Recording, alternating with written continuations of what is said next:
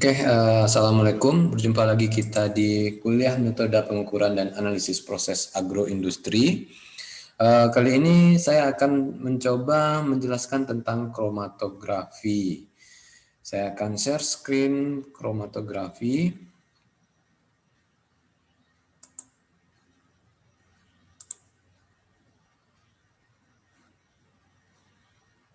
Oke, kita mulai.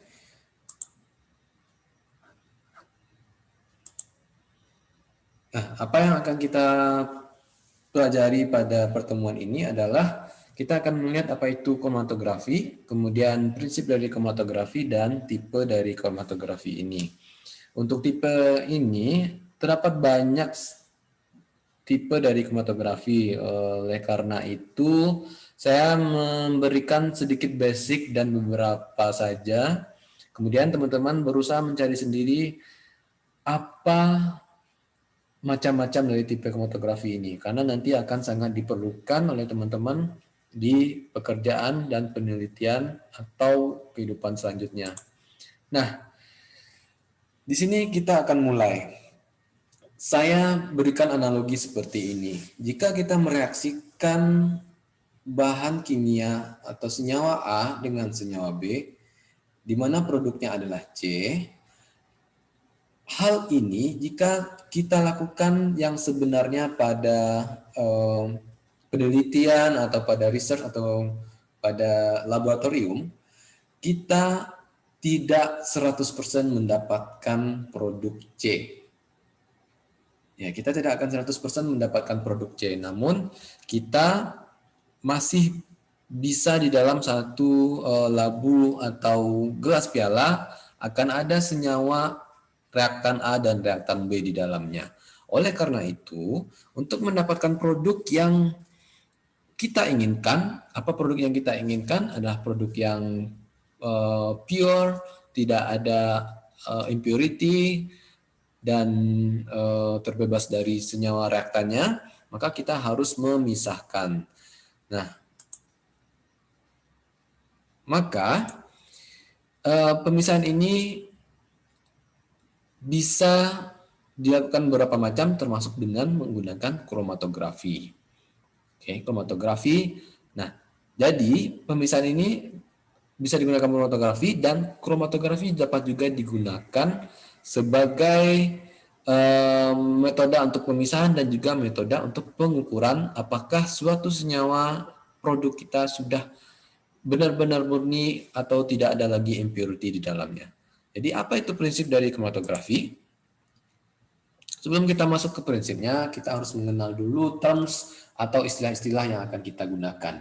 Yang pertama itu adalah mobile phase atau carrier, atau dalam bahasa Indonesianya adalah fasa geraknya.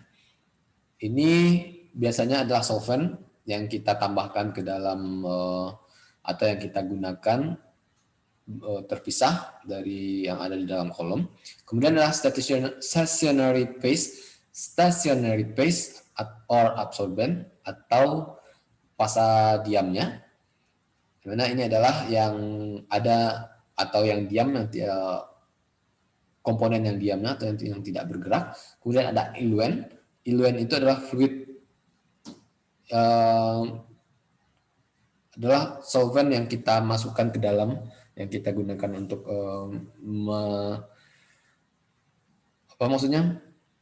meneruskan dari senyawa kita. Kemudian ada eluate. Eluate itu adalah senyawa atau larutan atau solvent yang ada di dalam solvent, ya bukan senyawa, solvent yang ada di dalam atau larutan yang ada di dalam. Misalnya kalau kita kenakan kolom, berarti eluate-nya solvent yang ada di dalamnya. Kemudian elution adalah proses untuk pelaluannya atau pengalirannya. Kemudian analyte adalah campuran dari beberapa komponen yang ada di dalam senyawa kita. Dan senyawa tersebut, analyte ini yang akan kita pisahkan. Jadi tolong diingat termnya apa: mobile phase atau fasa gerak, stationary phase atau fasa diam, kemudian ada eluent, eluate, elution. Ini coba dipahami lagi. Kemudian ada analyte. Nah, begini contohnya. Ini adalah cara sederhana untuk kolom pemisahan. Yang hijau-hijau ini adalah analit atau senyawa kita.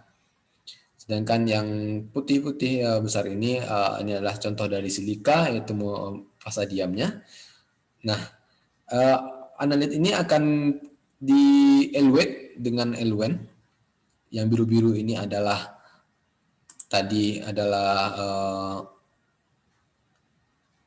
mobile phase-nya.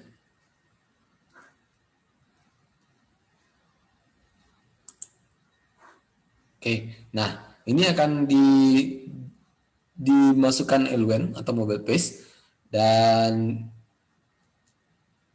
beberapa akan dahuluan terpisah, dahulu berada di bawah, dan sedangkan beberapa lagi akan tertinggal. Seperti kita lihat, yang biru-biru memiliki kesamaan, dan yang hijau memiliki kesamaan sesama dia. Dengan awalnya tercampur ya. Nah, yang biru lebih dahuluan sampai di bawah, yang hijau agak terlambat. Nah, inilah analogi dari pemisahannya. Dari campuran dua atau lebih, itu akan dipisahkan menggunakan bisa dibilang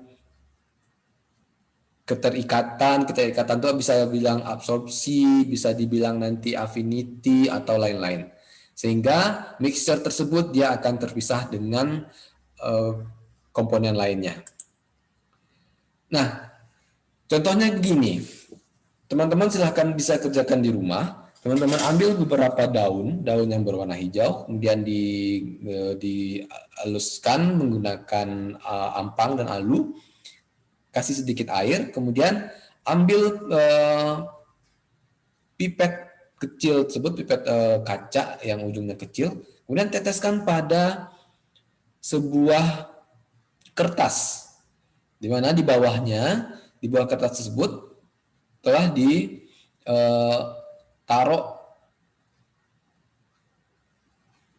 solvent atau pelarut, bisa aja etanol atau bisa juga aseton dan lain-lain. Nah, setelah beberapa saat, dari warna hijau yang semula tadi itu akan terpisah menjadi beberapa warna dan beberapa totalan yang berbeda. Nah, dari contoh ini bisa kita lihat, setelah solventnya sampai pada garis puncak di atas, itu nanti awalnya kita garisi dulu ya, sehingga kita bisa menandakan di mana awalnya, ini garis awal, ini garis akhir. Jadi batas dari pelarutnya hanya kita tentukan di sini dan kita totalkan pada garis awal dari senyawa yang mau kita lihat. Kemudian dengan gaya kapilernya, solvent akan mengalir ke atas sampai batas yang telah kita tentukan. Dan ini beberapa senyawa yang sudah terpisah dengan sendirinya. Oke, jadi apa itu prinsip dari pemisahan dengan menggunakan kromatografi? Adalah pemisahan komponen yang terjadi karena perbedaan affinity atau kekuatan daya ikat dari berbagai komponen analit terhadap fasa bergerak dan fasa diamnya. Oke, karena perbedaan affinity atau kekuatan keterikatannya dari berbagai komponen analit terhadap fasa bergerak dan fasa diam. Karena di dalam itu dalam kolom maupun di dalam kertas tadi itu ada dua fasa di dalamnya, fasa gerak dan fasa diam. Jadi affinity ini berkaitan dengan absorpsi dan solubility. Oke, berkaitan dengan absorpsi dan solubility. Itu apa? Absorpsi adalah, kalau di sini di kromatografi, adalah kemampuan dari komponen atau analit berikatan atau melekat dengan fasa diam atau stationary phase-nya. Apa fasa diamnya? Kalau di kolom tadi, kalau di kaca, ya kalau di kertas juga itu ada silika. Kalau solubility, kemampuan solubility adalah kemampuan dari komponen untuk bercampur atau terlarut ke dalam fasa geraknya. Jadi ingat, dalam kromatografi ini ada dua fasa yaitu mobile phase dan stationary phase. Mobile phase ada fasa gerak, stationary phase ada fasa diam. Oke, itu yang perlu diingat. Nah, kenapa? Jadi muncul pertanyaan, kenapa berbeda senyawa atau compound, berbeda affinity? Kenapa?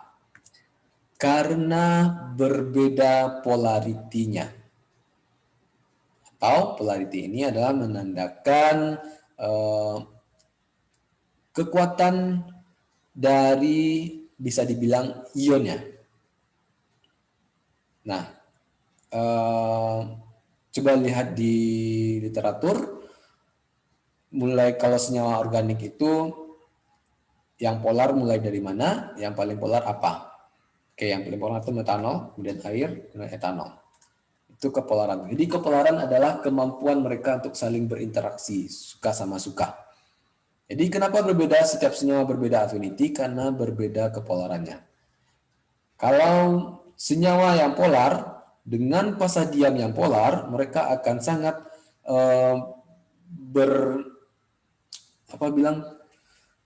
bukan berikatan ya, berinteraksi lebih kuat jika dibandingkan senyawanya atau compoundnya adalah non-polar. Interaksinya akan lemah dibandingkan senyawa yang polaritinya hampir sama dengan fasa diam. Maka keterikatannya atau interaksinya lebih kuat. Nah, jadi apa itu basic dari kromatografi? Basicnya adalah perbedaan affinity terhadap fasa diam dan fasa gerak. Jadi di dalam kromatografi contohnya fasa diam yang sering digunakan adalah silika gel.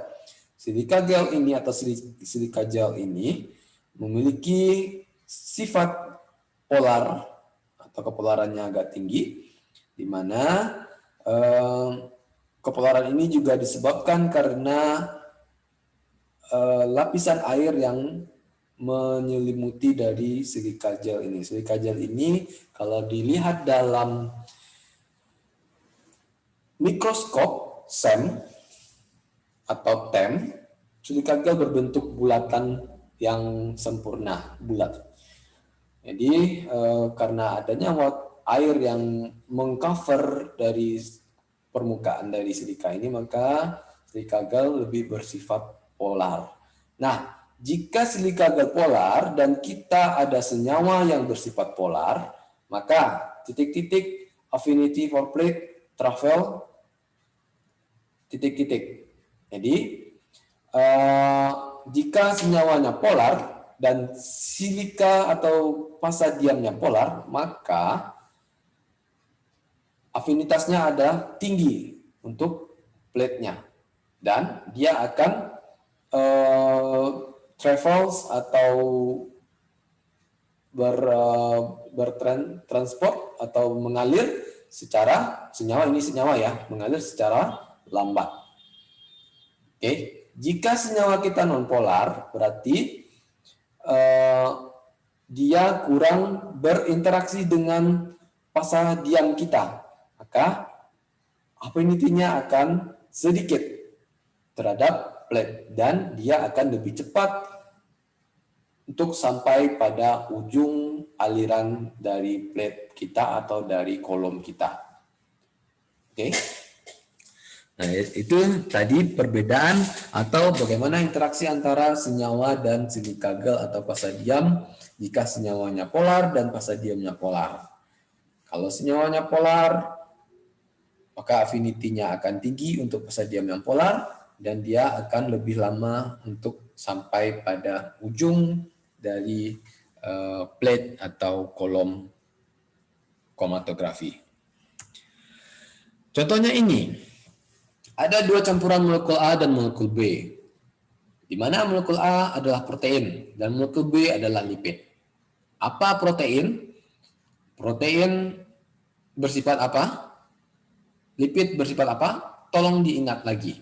Nah, lanjutan, kolom kromatografi di packing dibuat dengan silika. Ya, kalau kita membuat kolom kromatografi Kelompok kromatografi itu imajinasikan adalah tabung kaca, di mana di dalamnya seperti coba ilustrasikan adalah tabung kaca, imajinasikan tabung kaca seperti buret, tapi dia lebih besar daripada buret, dan di dalamnya dimasukkan powder silika. Maka itu dinamakan di packing dengan silika. Nah, silikanya bersifat polar. Sedangkan mobile phase-nya atau fasa geraknya adalah heksan atau fasa atau bersifat non-polar. Apakah yang akan terjadi jika campuran A dan B diletakkan pada sebuah kolom kromatografi tersebut? Nah, coba apa? Jadi di sini yang perlu kita ketahui adalah apakah sifat dari protein, apakah polar atau non-polar, apakah sifat dari lipid, apakah polar atau non-polar. Kita sudah mengetahui bahwa kolom kita di packing menggunakan silika di mana sifatnya adalah polar, dan mobile phase-nya adalah heksan di mana sifatnya adalah non-polar. Jadi apa yang akan terjadi? Yang akan terjadi adalah seperti ini. Jika kita masukkan heksan, di mana heksan adalah non-polar, dan senyawa kita ada senyawa A adalah protein, B ada lipid, di mana itu adalah kolom, ya seperti kolom buret, namun lebih besar. Nah, di bawahnya, di dalamnya ada silika dan heksan, kemudian ada protein dan lipid. Nah, manakah yang lebih dahulu sampai pada atau menetes pada elemer? Maka jika kasus seperti ini yang lebih dahulu sampai di bawah adalah lipid. Karena lipid berinteraksi sedikit dengan silika, dan oleh karena itu dia akan lebih dahulu nyampai di bawah. Sedangkan untuk protein, dia akan lebih berinteraksi dengan silikanya, dan interaksinya itu akan memperlambat dia bergerak menuju ujung dari kolom. Tapi kita balik, aseton nitril misalnya, kita pakai eluennya atau solventnya, aseton nitril itu adalah bersifat polar, maka apakah yang lebih dahulu nyampai di bawah? Yang terlebih dahulu sampai di bawah adalah senyawa atau komponen yang bersifat polar. Apakah itu? Yaitu protein. Jadi ini lebih banyak tergantung kepada afinitas senyawa dengan packing, dengan packingnya atau fasa diamnya, dan juga dengan adanya pengaruh dari solventnya atau eluennya. Ada dua tipe dari pengaliran kromatografi. Ada normal phase dan ada reverse phase. Normal phase itu adalah jika fasa diamnya adalah polar dan eluennya adalah polar terlebih dahulu. Reverse phase jika fasa diamnya adalah non-polar dan eluen pertama yang digunakan adalah non-polar. Nah, untuk eluen ini atau solvent kita dapat kalau dinamakan memvariasikannya.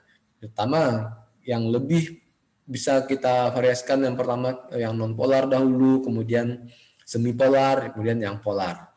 Gimana caranya? Ya itu dengan campuran. Kalau yang non-polar terlebih dahulu misalnya heksan 100%. Kemudian semipolar caranya gimana? Heksan ditambah etanol 50-50. Itu udah semipolar.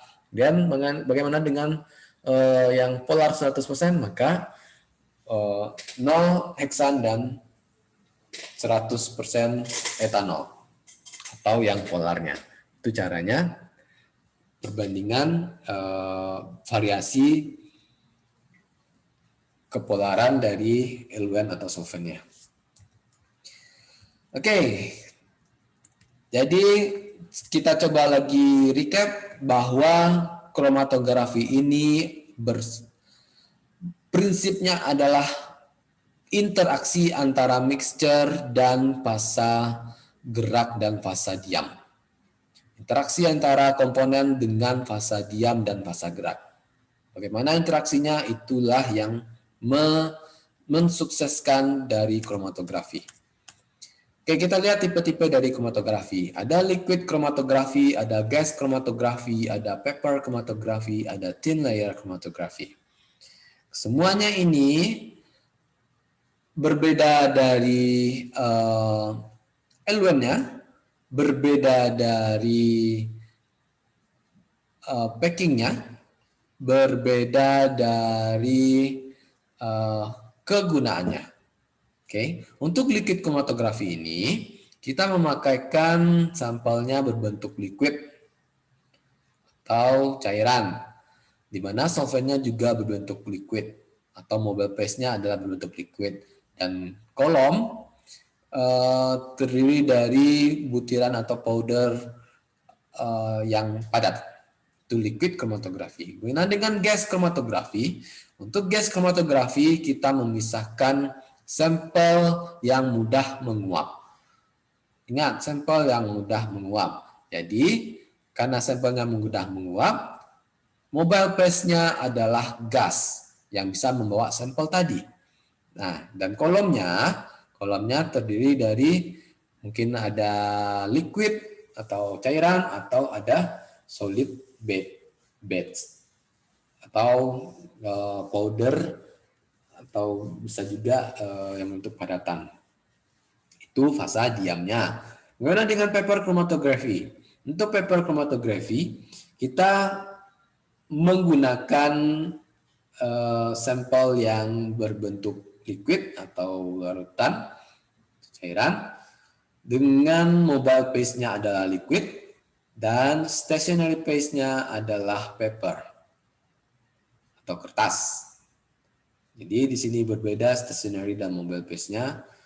Di thin layer kromatografi kita memisahkan sampel yang berbentuk cairan atau liquid dengan mobile phase-nya adalah liquid atau cairan, dan stationary phase-nya adalah lapisan antara silika gel dan alumina. Alumina itu aluminium. Jadi di aluminium dilapisi dengan silika gel.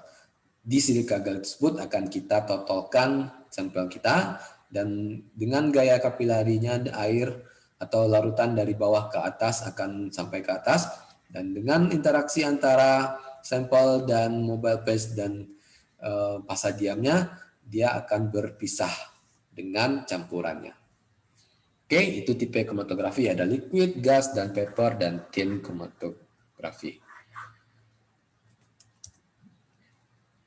Nah, sekarang bagaimana dengan perbedaan masing-masing tipe terhadap fasa diamnya?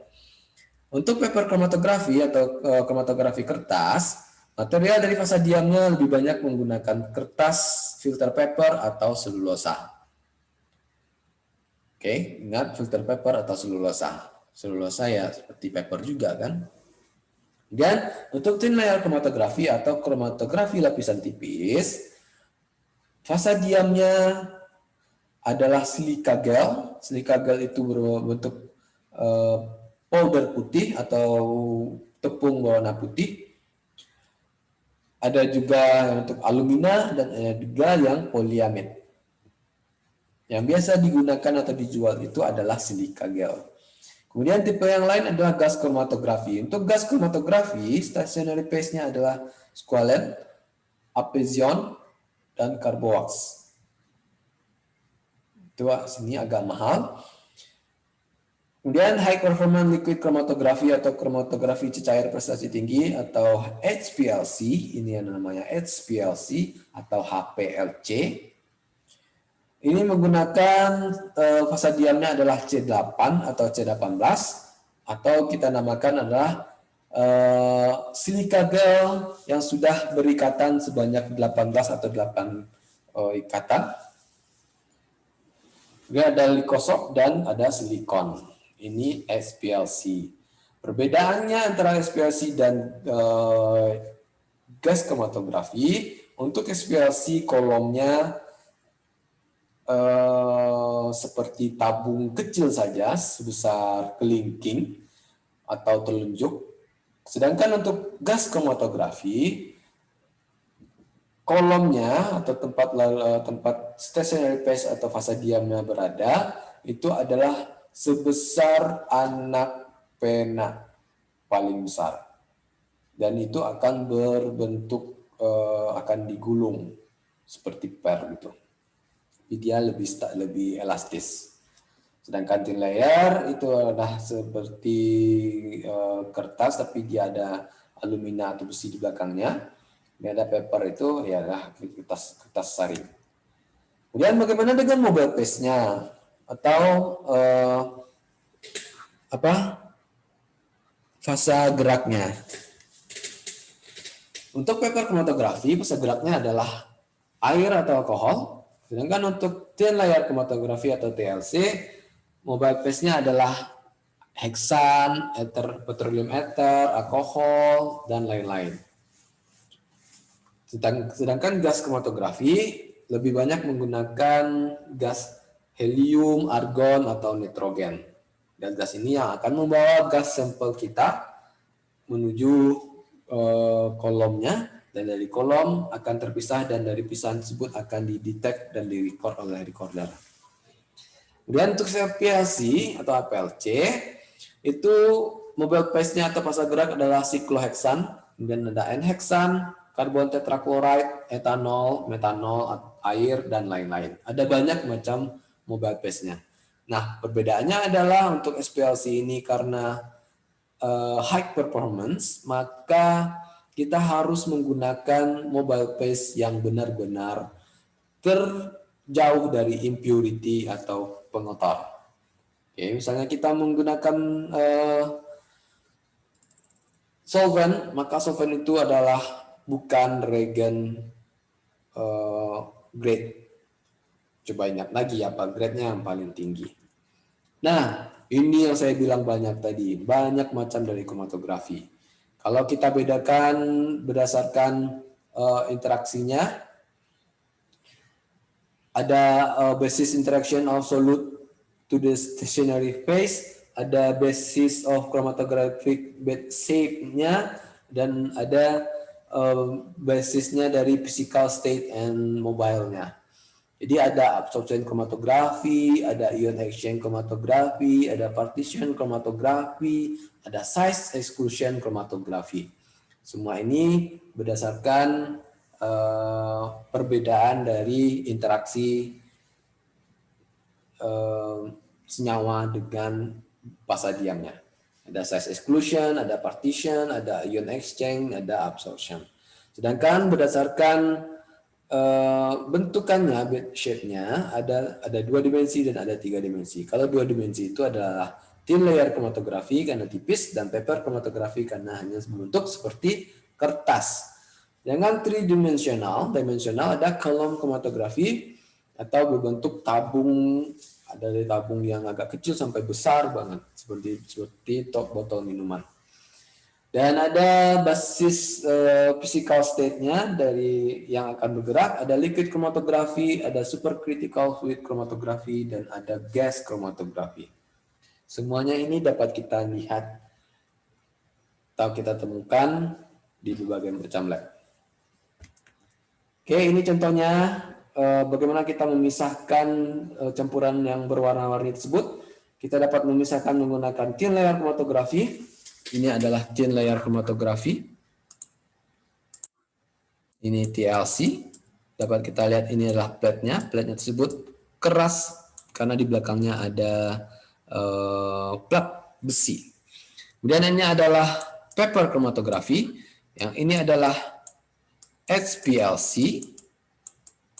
Dan ini adalah GC, gas chromatografi. Dan ini adalah column chromatografi. Oke, ini adalah contoh beberapa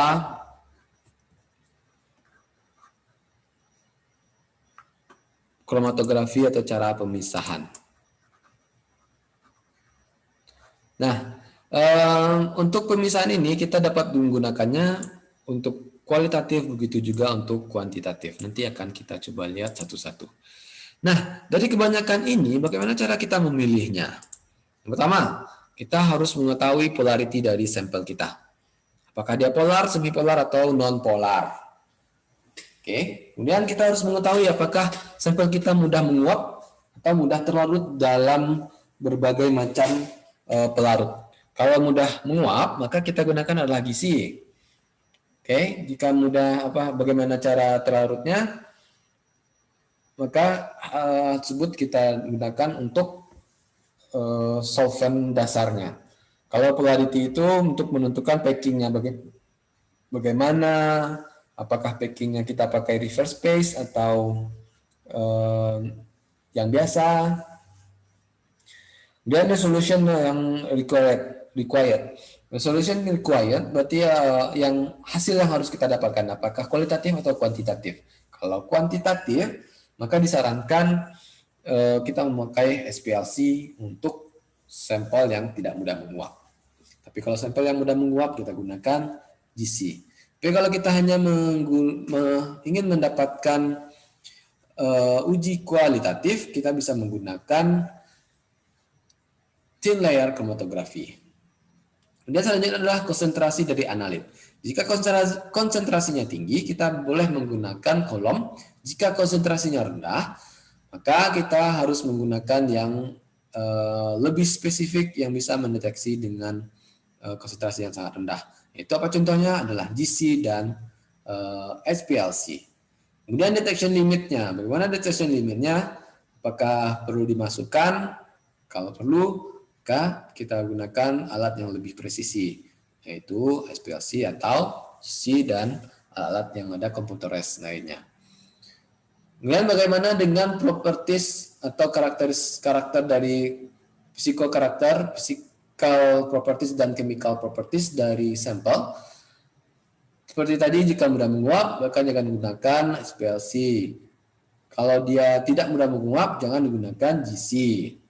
Oke, itu harus diperhatikan. Nah, dari keenam cara list ini, kita dapat menggunakan apakah kita menggunakan saja thin layer atau kolom saja yang lebih advance, atau lebih advance lagi adalah SPLC dan lain-lain yang menggunakan computerized. Oke, kita lihat satu-satu. Saya akan coba menerangkan thin layer chromatography dan selanjutnya adik-adik coba sendiri lihat di dalam slide ini dan juga belajar nanti. Nah, thin layer chromatography atau kita singkat adalah TLC. Nah, bagaimana dengan stationary phase-nya? Stationary phase-nya lebih banyak orang menggunakan ini stationary phase-nya adalah silica gel. Silica gel. Bagaimana dengan mobile phase-nya? Untuk mobile phase-nya ini orang banyak menggunakan pelarut organik.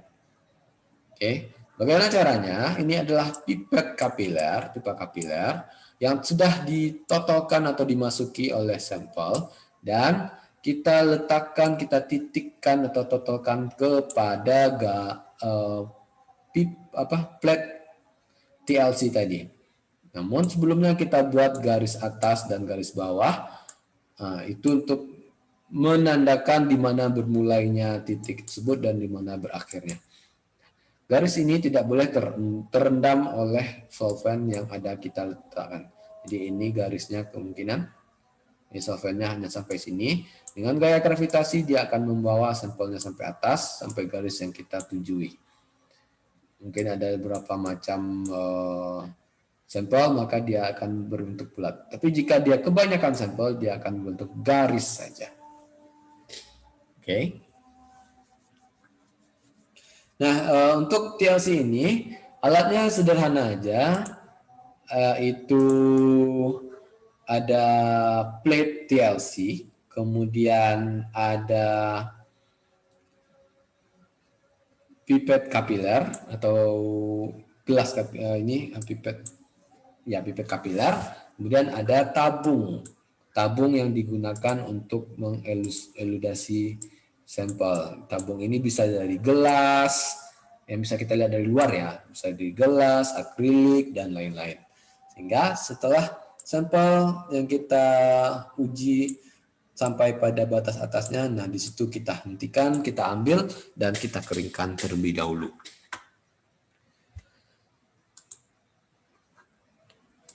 Oke, saya lanjutkan. Bentar, saya hapus dulu. Saya lanjutkan. Nah, bagaimana untuk memisahkan dan karakterisasi dari TLC ini? Nah, kita pisahkan dengan apa namanya, dengan eh, metode atau kekuatan kapilari dari solvent dari bawah sampai ke atas. Nah, ini original spotnya dimulai dari garis bawah di mana solventnya tidak mencapai atau tidak membasahi titik kita. Tapi kalau membasahi maka ini akan larut langsung ke dalam. Jadi kita harus hati-hati. Nah, kemudian ini batas larutannya. Dia akan kita akan tertelat untuk jalur ke atasnya. Dan setelah sampai batas atas dan ini adalah mixture.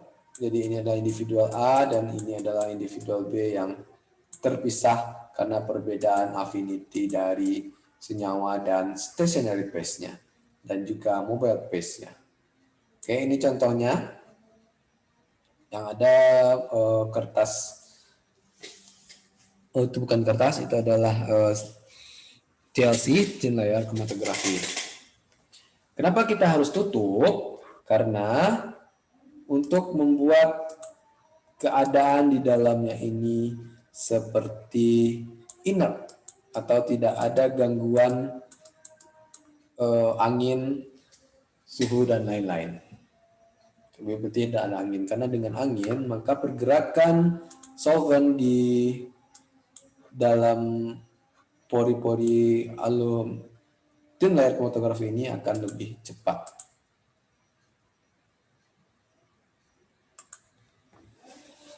Oke, coba kita ulang lagi. Dari yang kita ketahui adalah bentuk thin layer chromatography atau plate TLC seperti yang di kanan. Nah, ada dua spot, agak ke atas dan agak ke bawah, dan di mana sudah di eluennya sudah dijalankan sampai batas atas. Dan pertanyaannya adalah titik mana dari sampel yang mengisyaratkan sampel tersebut adalah sampel polar. Dan pertanyaan kedua, apakah yang akan terjadi jika solventnya digunakan adalah yang bersifat non-polar? Apa yang akan terjadi? Apa yang akan terjadi teman-teman? Jika solvent yang digunakan adalah non-polar, berarti misalnya kalau di contoh ini, kalau yang udah ada ini, solvent yang kita gunakan adalah polar. Nah, sekarang pertanyaannya gimana jika kita gunakan solventnya adalah non-polar? Gimana? Nah, saya akan coba jawab. Manakah titik dari senyawa atau kompon tersebut yang menandakan polar? Oke. Jawabannya adalah kita lihat stationary phase-nya adalah silika, di mana silika adalah polar, dan mungkin ini kita abaikan dulu. Maka yang lebih polar adalah yang A, sedangkan yang kurang polar adalah yang B. Dan pertanyaan selanjutnya, apa yang akan terjadi jika senyawa solvent yang kita gunakan adalah non-polar? Maka jika digunakan non-polar, maka B akan terpisah jauh dari A. Oke, bisa saja B-nya di sini, bisa saja A-nya jauh di bawah. Jadi dia akan terpisah jauh karena B lebih bersifat non-polar, sedangkan A bersifat polar. Jika kita elusidasi, yang B akan terikat kuat, berinteraksi kuat dengan solvent, sedangkan A berinteraksi kuat dengan fasa diam, tapi kurang berinteraksi dengan fasa geraknya yang bersifat non-polar. Jawabannya sudah diketahui. Oke, lanjut kita.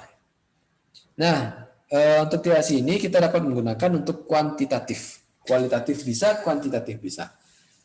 Kualitatif adalah menentukan senyawanya apa. Kalau kuantitatif menentukan berapa banyak.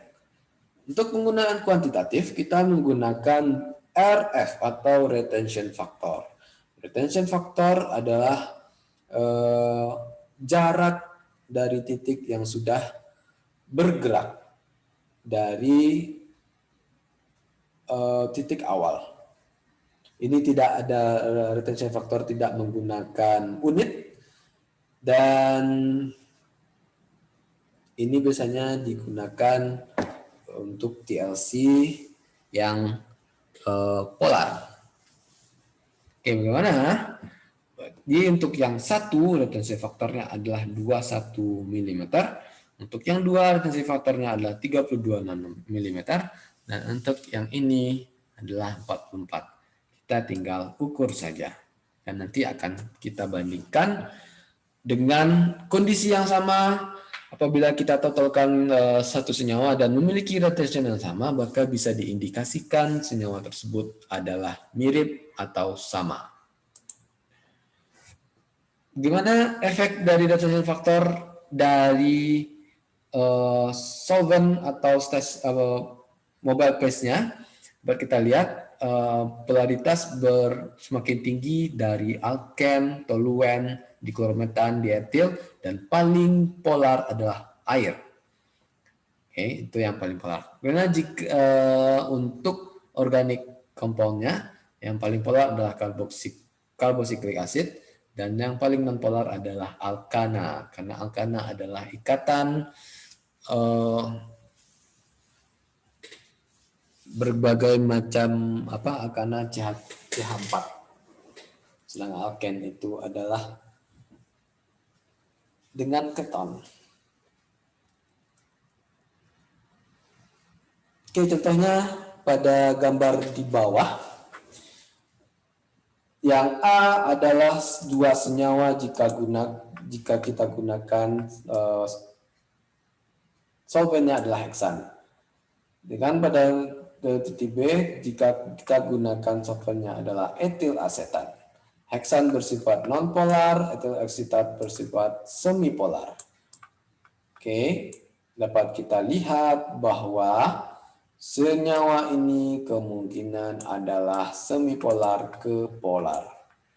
Nah, karena kita gunakan heksannya lebih tinggi daripada etil asetat, maka geraknya akan lebih lambat dengan pemisahan yang berbeda. Oke, jadi bagaimana cara kita memisahkan? Adalah dengan memvariasikan perbandingan solventnya. Tolong diingat itu, perbandingan solvent harus divariasikan untuk memisahkan cara yang benar. Nah,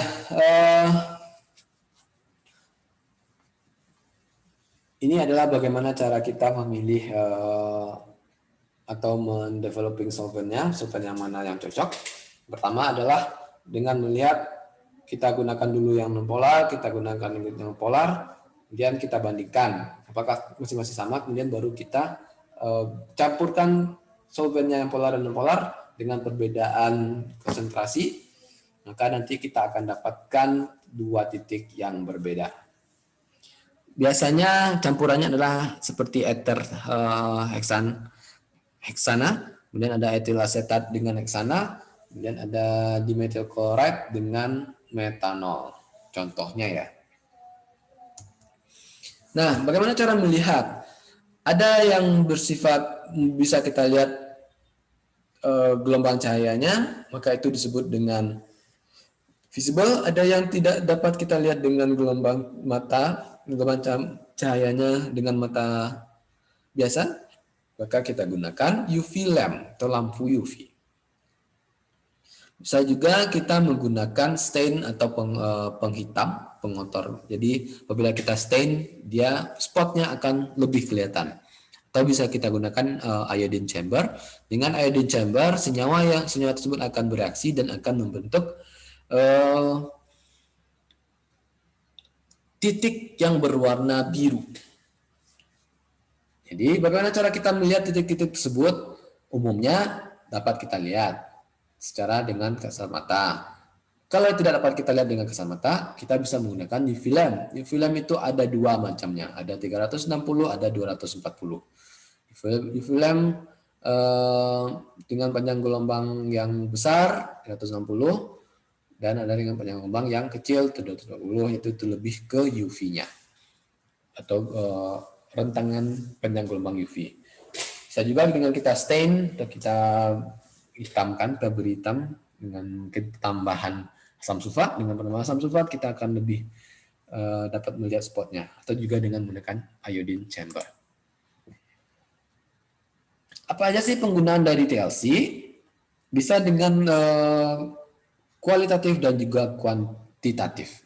Dengan kualitatif kita bisa melihat kemurniannya atau purity-nya, apakah ada impurity di dalamnya atau tidak. Kalau ada impurity, dia akan memberikan titik yang banyak dari sampel kita ya. Kemudian kita bisa melihat identitasnya, apakah satu spot senyawa tersebut sudah terhindar dari pengotor-pengotor, sudah tidak ada lagi campuran yang lain, dan sudah dapat kita lanjutkan prosesnya atau kita ambil. Dan juga untuk reaction progress-nya. Jadi apakah senyawanya sudah terbentuk atau belum? Kalau sudah, apakah misalnya 2 reaktan menjadi satu produk, apakah sudah terdapat 3 titik atau masih belum?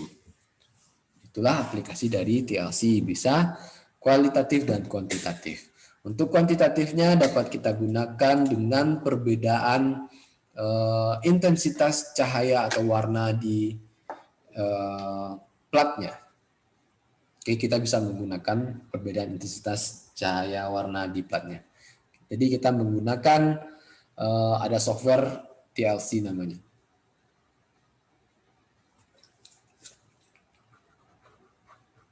Lanjut. Nah, apa aja permasalahan dalam penggunaan TLC ini?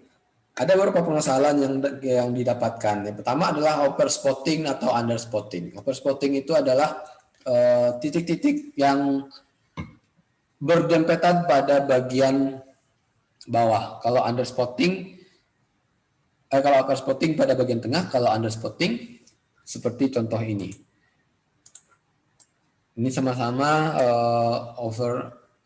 sama spotnya berdempet. Kalau overspotting dempetannya ada di tengah, kalau underspotting dia masih pada garis awalnya. Dan ada juga wrong solvent atau solventnya yang salah karena kita tidak menerapkan bagaimana cara pemilihan kromatografi tadi. Oke, contohnya kalau ini, kita lihat contoh yang ini. Kalau kita mendapatkan ini di mana solvent yang kita gunakan adalah etanol. Oh sorry, ini ada solvent di atasnya. Solventnya adalah heksan 100%. Dan didapatkan titiknya seperti ini, maka dapat kita tebak bahwa senyawa-senyawa ini bersifat polar.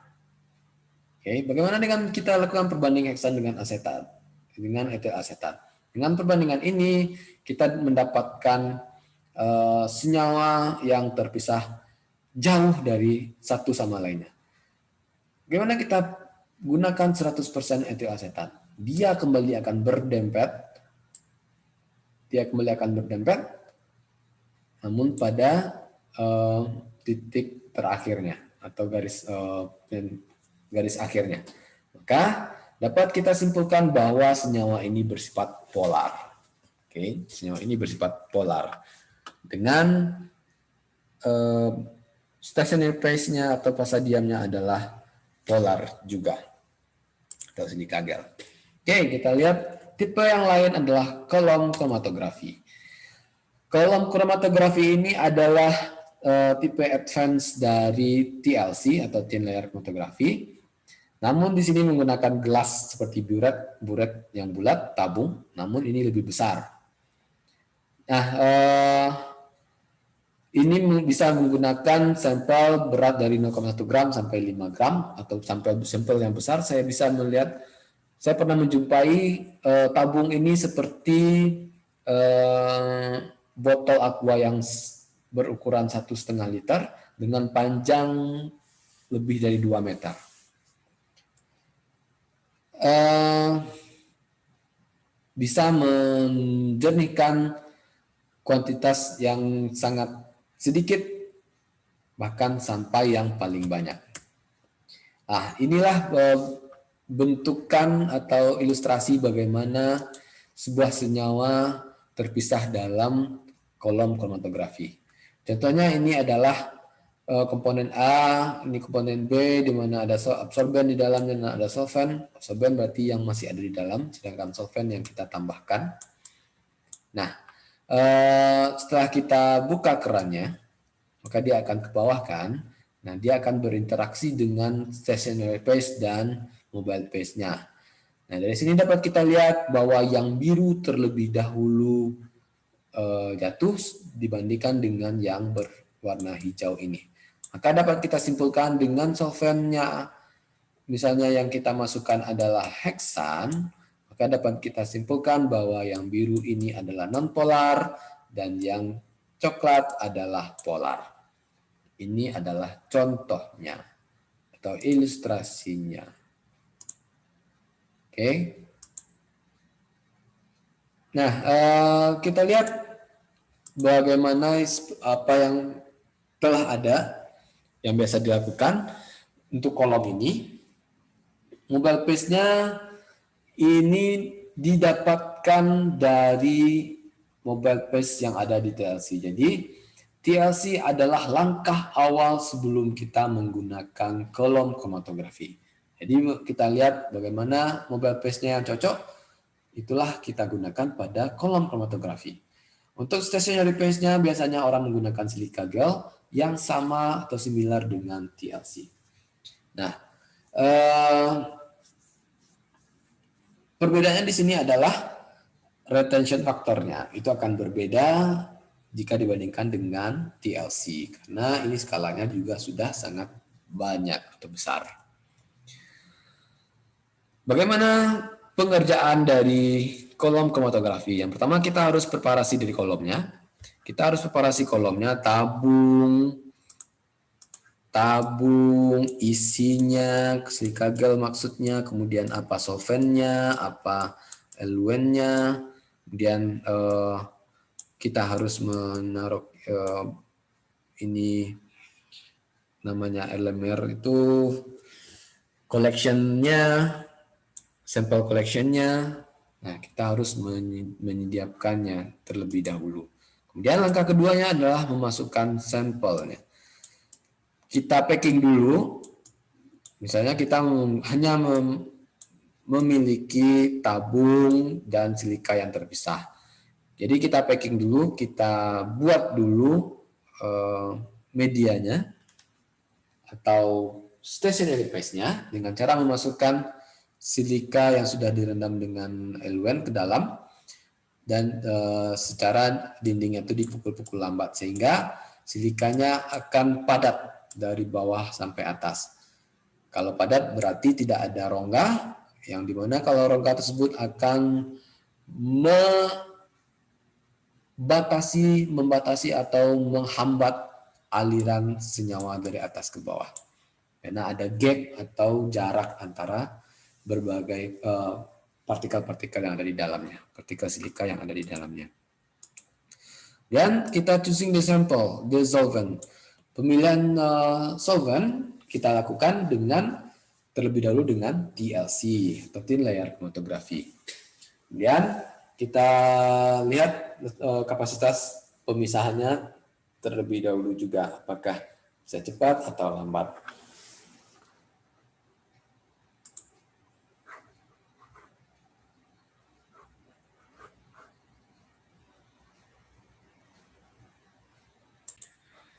Ini kita lihat bagaimana loading sampelnya.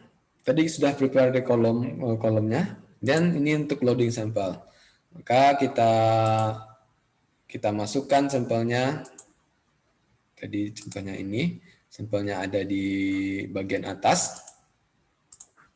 Sampel kita letakkan di atas, yang sudah kita gerus dengan silika. Kita taruh di atas, berarti ada satu lapisan sampel di atas ini. Oke. Setelah itu kita kita aliri dengan solvent, maka dia akan terpisah berbentuk dengan sebentuk dengan tempat dia berada di atas. Maka seperti yang saya bilang tadi, kita harus mencegah adanya air bubble atau udara di dalam packingan kita. Karena kalau ada, dia akan mengganggu bentuknya ini, bentuk dari atau elusidasi dari sampel di dalam silikanya.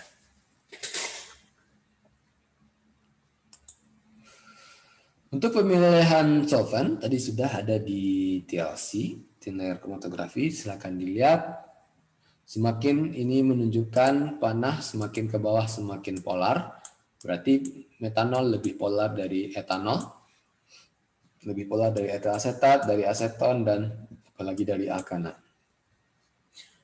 Untuk pelarut organik, carboxylic acid lebih polar daripada alkohol, amin, dan lain-lain.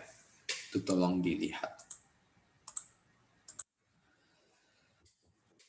Nah, untuk separation capacity-nya harus dilihat apakah efek dari diameter, apakah semakin kita memerlukan diameternya semakin yang besar atau yang kecil saja. Kemudian efek dari panjang dari kolom, semakin panjang maka waktu untuk memisah semakin banyak, maka kita akan kemungkinan akan mendapatkan komponen yang lebih murni atau lebih pure. Dan efek dari silika, grade dari silika gelnya. Lihat grade dari silika gelnya, apakah grade-nya A atau B atau C. Karena harga biasanya dilihat dari grade-nya.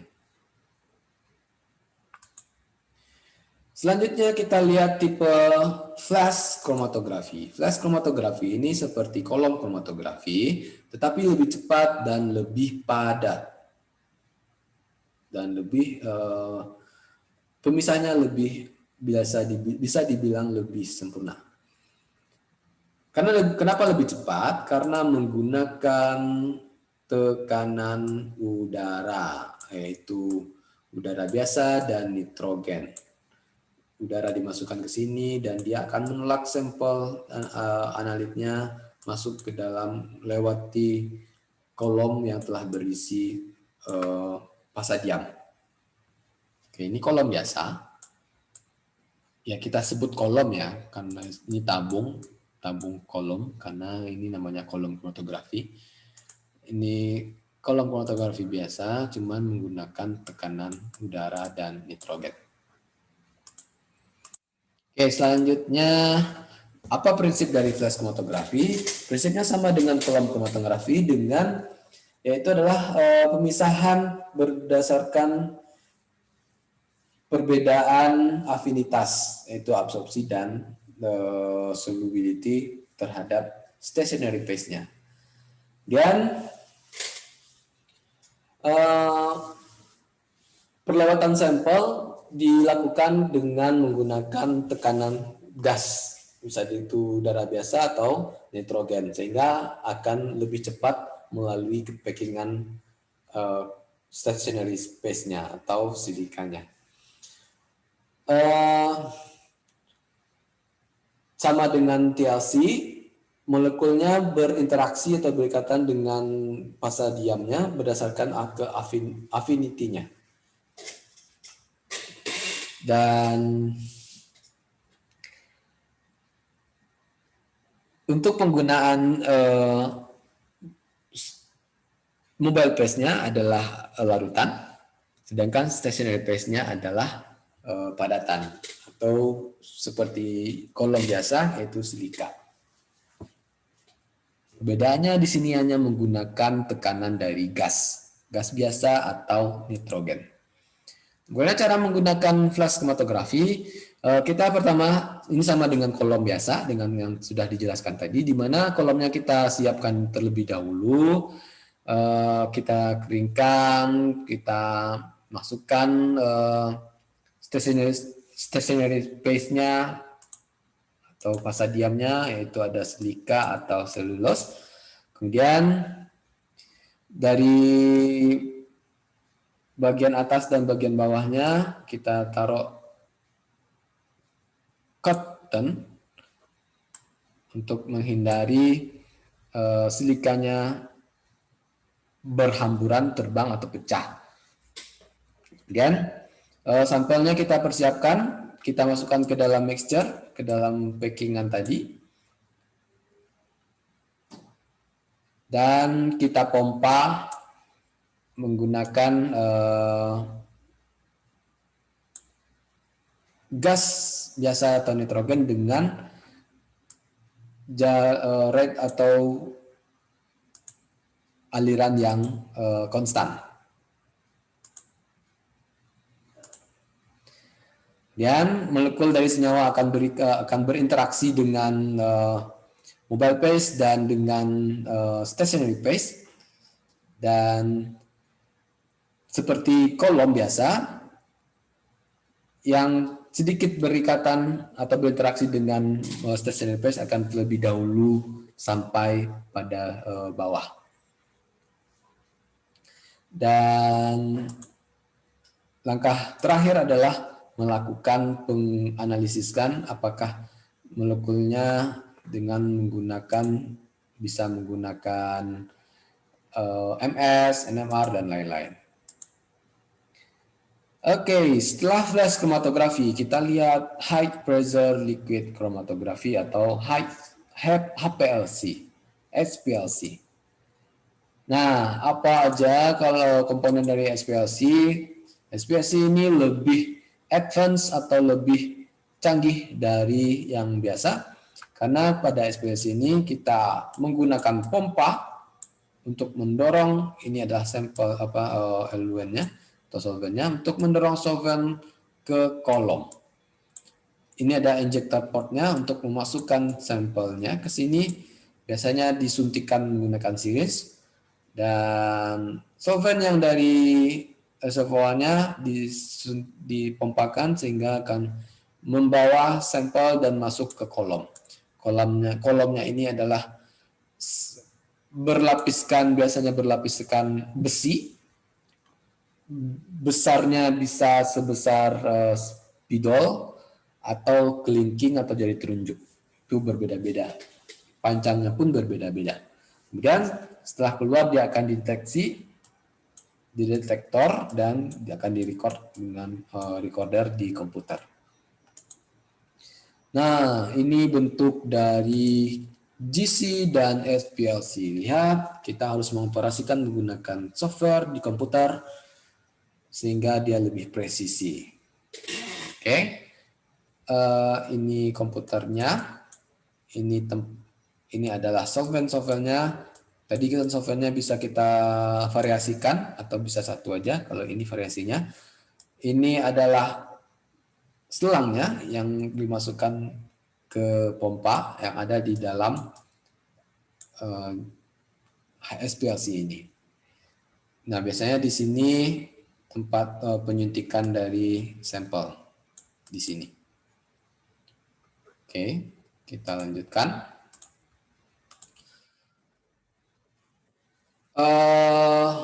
Basic equipment-nya tadi sudah disampaikan, ada gradient controller, ada pump, ada sample introduction, tempat mensuntikan sampel maksudnya, ada kolom. Kolom ini ada berbagai macam juga, ada pre-kolom dan ada kolom. Pre-kolom itu biasanya untuk pembersihannya saja, sedangkan kolom yang utama ada di setelahnya. Kemudian ada detektor dan data output. Nah, seperti ini, detektor dan data output. Mengenai prinsip dari SPLC, untuk tekniknya, ini berdasarkan pada perbedaan penyerapan absorpsi dari berbagai macam molekul atau senyawa yang ada dalam mixture. Oke, jadi ini perbedaan absorpsi atau penyerapan. Nah, molekul yang memiliki affinity yang besar atau ketertarikan yang besar, dia akan terserap atau terikat atau berinteraksi lebih lama pada fase diam, sehingga dia akan lebih lama atau memperlambat gerak alirnya. Oke. Nah, untuk molekul yang affinity-nya kecil, dia akan mengalir lebih cepat dan dia akan terpisah dari mixture-nya yang memiliki afinitas yang besar. Nah, proses ini agak sedikit berbeda dengan kolom kromatografi, di mana pada HPLC ini menggunakan tekanan sampai 400 atm atau 400 atmosfer. Oke, ini menggunakan tekanan yang tinggi. Itu aja perbedaannya. Bagaimana step-step pengerjaannya? Pertama kita harus menyiapkan kolom, kemudian kita siapkan sampel. Apakah sampelnya dikeringkan dulu, dibersihkan dulu, atau ditambahkan dulu. Kita lihat konsentrasi di sampelnya. Kemudian kita sediakan mobile paste-nya, kita taruh dalam selang tadi dan dia akan dimasukkan ke dalam kolom dan detektor, dan mobile paste yang ada senyawanya akan dibawa ke dalam kolom, dan dari kolom akan terpisah dan akan didetek oleh detektor, dan mereka setiap molekul akan berbeda panjang gelombangnya yang keluar dari kolomnya. Nah, perbedaan pemisahan atau separated molekul ini akan dianalisis seterusnya, bisa analisisnya kemurnian atau melihat apakah senyawa yang telah dipisahkan. Nah, penggunaan HPLC ini biasanya digunakan untuk mengukur polutan atau polusi pada environmental samples, atau bisa juga digunakan untuk melihat kemurnian dari produk atau quality control, dan juga bisa digunakan untuk memisahkan molekul-molekul seperti protein dan nukleik asid. Nah, sekarang tantangannya adalah dengan meningkatkan kecepatan dari proses HPLC ini. Bagaimana caranya kecepatan yang tinggi namun pemisahannya sempurna.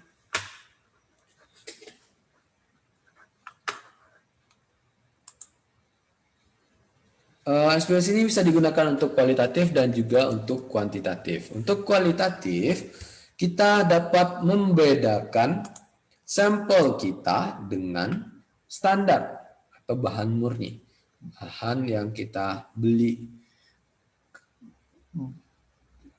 Dapat kita bedakan adalah TR-nya atau time elapse-nya.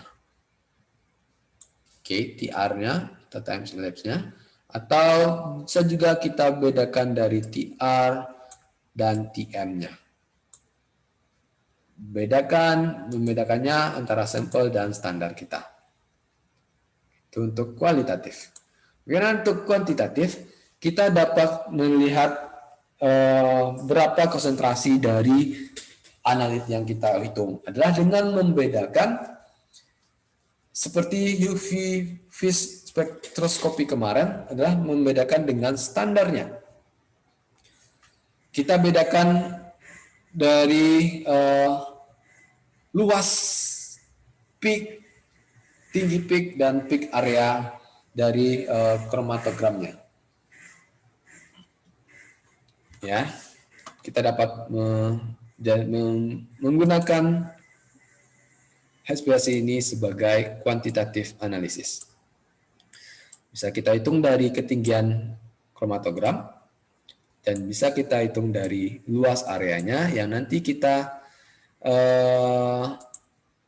compare atau kita bandingkan dengan standar. Ya, standar yang berbeda konsentrasinya. Contohnya ini kita bedakan dengan eksternal standarnya. Ini silakan dilihat lebih detailnya ada di pada slide ke-54 ini. Untuk reverse space atau kebalikan dari normal phase tadi, reverse phase ini maka yang banyak digunakan solvennya adalah metanol dengan asetonitrile, tetrahidrofuran, dan air. Atau kekurangannya adalah dia viscosity-nya kecil, pure-nya bisa yang murninya mudah kita dapatkan, dia tidak dideteksi karena UV transparan untuk yang reverse phase solvent ya, dan dia miscible each other sehingga dia tidak akan mengganggu karena perbedaan pelarutannya. Karena kalau ada perbedaan pelarutan, dia akan membentuk batas yang dapat mengganggu pengukuran. Nah, ini ada injection sistemnya. Kalau kita menggunakan perbandingan solvent. Oke. Jadi dia campurnya di dalam itu. Di dalam mesinnya. Jadi ini akan berputar. Ini jalur-jalurnya. Yang bulat ini adalah jalur-jalurnya. Ini jalurnya. Dia akan, ini bisa nanti nyampe di sini, atau bisa nyampe di sini, itu akan berputar sesuai dengan kegunaannya. Apa yang akan dimasukkan, berapa konsentrasinya, itu sudah terprogram di komputer. Nah, ini contoh dari SPLC. Kalau ini ada SPLC yang agak lama, kalau yang baru, ini ditumpuk ke atas. Jadi ini di sini, ini di atasnya, layarnya ada di sebelahnya, cuma satu. Ini untuk solventnya ditaruh di atas juga, jadi tidak memakan space yang banyak. Nah, ini dapat kita lihat adalah yang tadi, injection sistemnya. Ini pompa yang di dalam, nanti dia akan berputar-putar di manakah yang banyak masuk, manakah yang persenannya sampai detail. Selanjutnya adalah gas kromatografi atau GC. GC ini kita gunakan untuk sampel yang mudah menguap. Oke. Kalau ini adalah GC yang lama, kalau GC yang lama kita menggunakan syringe secara manual menyuntikkan ke sini. Namun kalau metode baru atau mesin baru, kita hanya memasukkan sampel kita ke dalam vial kecil, kemudian kita susun dan dia nanti akan mengambil sendiri sampelnya oleh mesin. Nah, ini bentuk dari packingan kolom dari GC. Kolom GC itu saya bilang tadi kecil ya, seperti pipa anak dalam pena yang bergulung-gulung, bahkan bisa mencapai 20 kaki panjangnya. Nah, bahan dasarnya bisa stainless atau glass. Glass ini lebih mahal karena mudah pecah. Oke, bahkan bisa sampai 20 kaki. 20 kaki itu berapa meter coba? Nah, ini bentukan spesifikasi dari kolom di gas kromatografi. Teman-teman bisa lihat.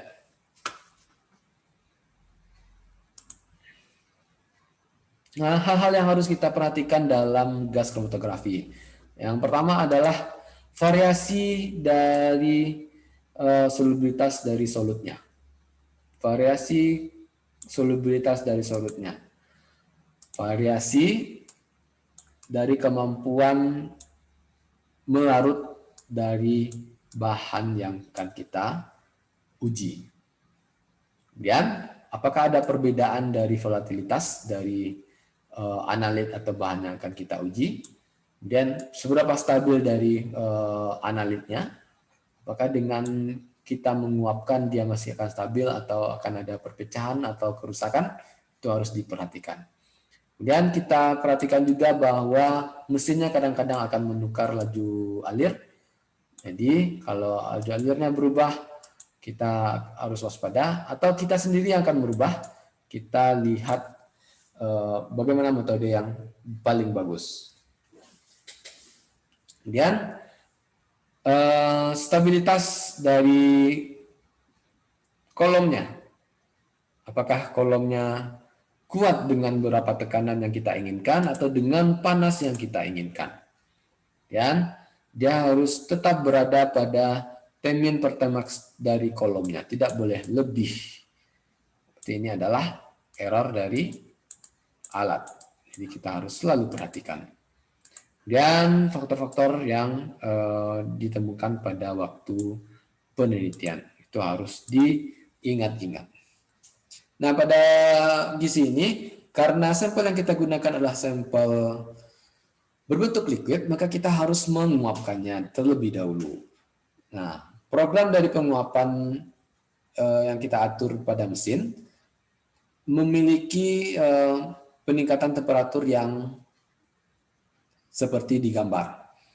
Yang A adalah inisial temperaturnya, yang B adalah ramp kenaikannya, kemudian yang C adalah final hold time atau suhu yang ditahan pada suhu berapa, ini adalah yang C-nya. Nah, ini bentuk GCMS. Jadi sampelnya kita taruh di sini. Ada di sini plate sampel. Jadi dia akan bergerak, dia akan mengambil sampelnya satu-satu di sini.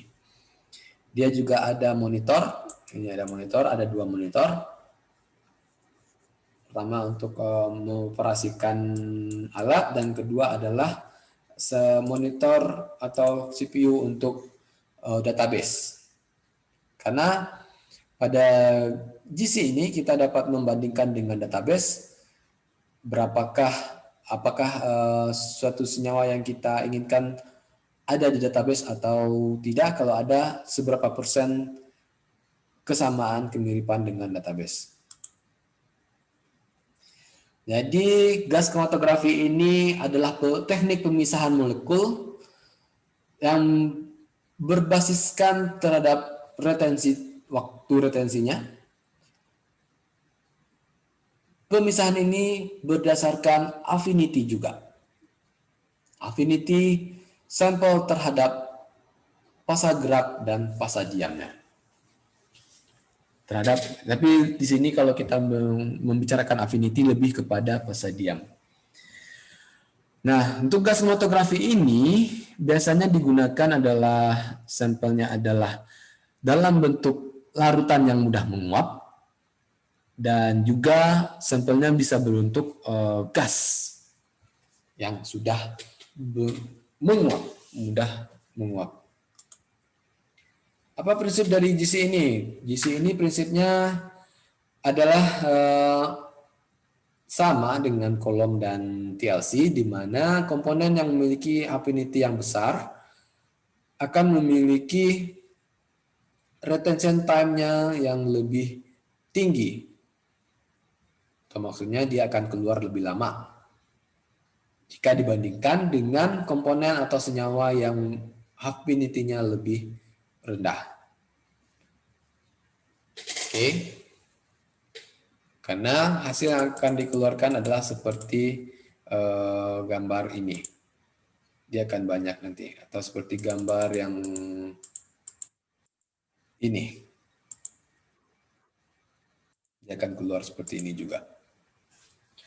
Jadi ini kalau dia lebih polar, maka retention time-nya akan sedikit. Atau bisa aja kalau kita tandai ini nomor 1 dan nomor 2. Ini arahnya ke sini ya. Arahnya ke sini ya. Ke kanan biasanya. Kalau nomor 1 dan nomor 2, yang paling polar adalah nomor 1. Oke.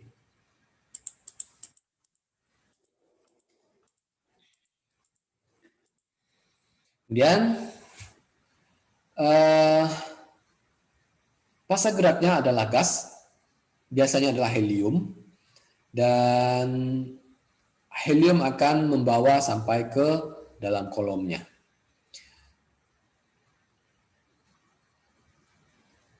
Biasanya sampel dalam bentuk cairan atau larutan, ketika setelah disuntikan ke dalam mesin, maka dia akan langsung diubah menjadi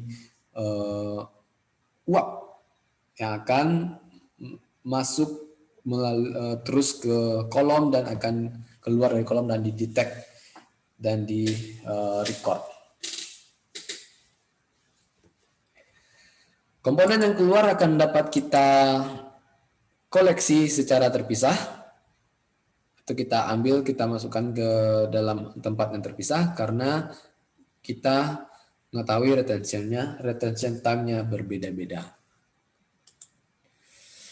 Penggunaan dari gas kromatografi ini dapat digunakan untuk berbagai macam analisis kimia, bahan kimia. Bisa juga untuk meneliti dengan air, polusi minyak, dan sampel-sampel lain. Dan juga bisa digunakan gas kromatografi ini untuk forensic science, untuk mengidentifikasi dan mengkuantifikasi berbagai macam sampel biological samples. Contoh penggunaannya adalah identifikasi obat pada ini apa ya, doping yang ada pada urin dari atlet, biasanya digunakan GC, atau contoh lain adalah memisahkan separation dan quantification dari obat yang padat di dalam tanah atau sampel air. Itu contoh penggunaannya. Oke, jadi kesimpulannya kita sudah belajar dasar dari kromatografi. Di mana dasar kromatografi ini adalah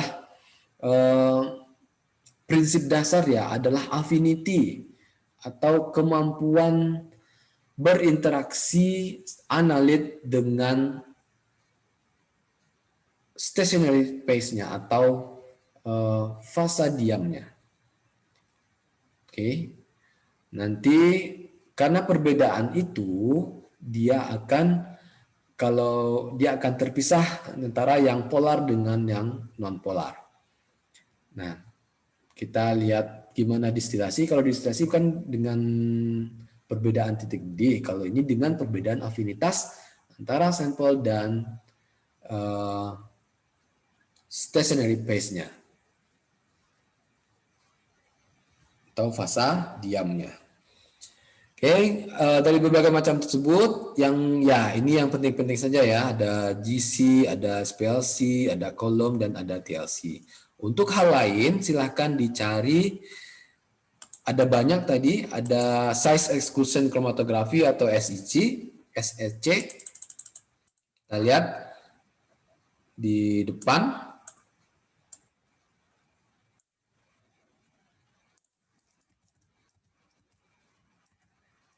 Ada apa aja? Bentar.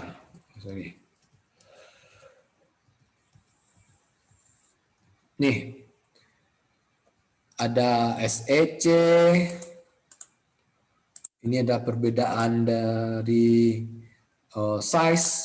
Karena dengan size yang besar, maka dia akan lebih cepat turun karena dia tidak terperangkap di dalam pori-pori stationary phase-nya atau fasa diamnya. Kalau yang terperangkap, dia akan lambat. Jadi retention time-nya lebih keluarnya akan lebih terakhir. Nah, partition kromatografi ini berdasarkan perpecahannya. Kalau absorption ini adalah penyerapannya, hampir sama dengan size exclusion. Kalau absorption itu berdasarkan pori-porinya juga. Kalau ion ini berdasarkan afinitas keterikatan atau interaksi karena ion. Kalau sampel kita ionnya negatif, dia akan berinteraksi dengan fasa diam yang positif. Oke, maka dia akan lebih lambat sampai atau keluar. Dan ada kolom kromatografi, ada paper kromatografi, ada thin layer kromatografi. Ada gas kromatografi, ada supercritical fluid kromatografi. Kalau supercritical fluid chromatografi ini menggunakan pelarutnya adalah supercritical. Apa itu? CO super CO2 supercritical. CO2 yang berbentuk larutan. Dan ada juga yang liquid chromatografi. Silakan dilihat masing-masing bentuk atau tipe dari chromatografi ini. Saya sudah menjelaskan TLC, menjelaskan GC, menjelaskan SPLC. Silakan dipelajari dengan benar. Oke, saya rasa sampai di sini. Silakan dipelajari dengan benar. Semoga ilmu ini bermanfaat bagi teman-teman dan dapat dimanfaatkan ujian dan seterusnya penelitian dan di pekerjaan sehari-hari nantinya. Sekian, selamat belajar. Terima kasih. Saya sudahi. Assalamualaikum.